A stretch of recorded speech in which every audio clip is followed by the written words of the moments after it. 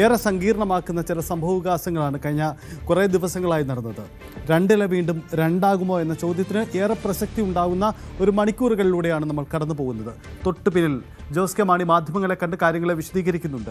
Roshy അഗസ്റ്റിനും Jose K മാണിക്കുമിടയിൽ സംഭവിച്ചത് എന്താണ് ഈ അഭിപ്രായ രംഗത്തെ ഭിന്നതകൾക്ക് കാരണം? ഇത് അണികൾക്കിടയിൽ ഉണ്ടാക്കുന്ന പ്രശ്നം എന്ത് എന്ന വലിയ ചോദ്യം കൂടിയുണ്ട്. ജോസ് കെ മാണി ഇപ്പോൾ കൊച്ചിയിൽ മാധ്യമങ്ങളെ കാണും. ബഹുമാനപ്പെട്ട കേരളത്തിൻ്റെ മുഖ്യമന്ത്രി സഹാബ് പിണറായി വിജയൻ ഉദ്ഘാടനം ചെയ്ത്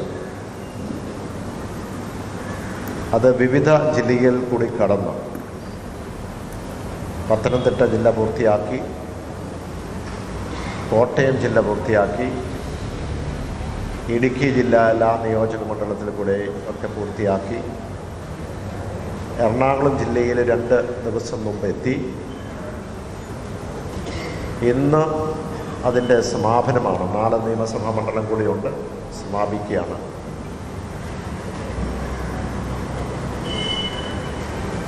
എല്ലാ നിയമസഭാ മണ്ഡലത്തിൽ കൂടെ ഈ മധ്യമേഖലാ ജാഥ ഈ 4 ജില്ലകളിലെ എല്ലാ നിയമസഭാ മണ്ഡലത്തിൽ കൂടെ കടന്നുപോയി.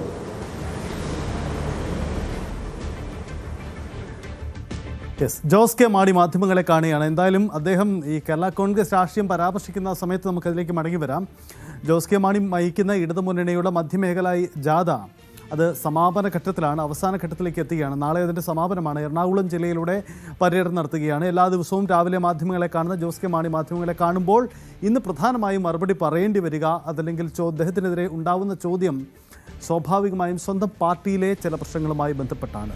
എന്തായാലും ഈ ജോസ് കെ മാണി റോഷി അഗസ്റ്റിൻ പോര് പരസ്യമായതോടെ കേരള കോൺഗ്രസിൽ അസാധാരണമായ ഒരു സാഹചര്യം രൂപപ്പെടുകയാണ്. ജോസ് കെ മാണിയുടെ നേതൃത്വത്തെ വെല്ലുവിളിക്കാൻ റോഷിയുടെ നീക്കം ഉണ്ടാകുന്നു എന്ന പ്രധാനപ്പെട്ട ചോദ്യമാണ്.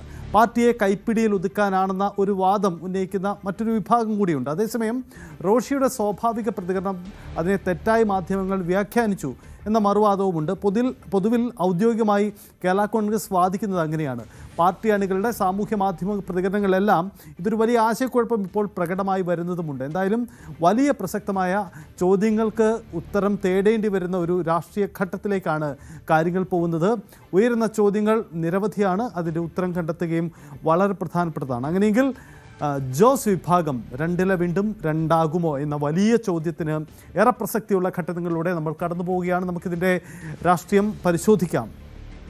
ശ്രീജിത്ത് ഒപ്പം ചേരുന്നുണ്ട്. ശ്രീജിത്ത്, കേരള കോൺഗ്രസിൻ്റെ രാഷ്ട്രീയത്തിലെ ഏറ്റവും സന്നിഗ്ധമായ ഒരു ഘട്ടമാണ്. നമ്മൾ പല പിളർപ്പുകളും ചർച്ചകളും യോജിപ്പുകളും ഐക്യപ്പെടലൊക്കെ പലതും കണ്ടതാണ്. പക്ഷേ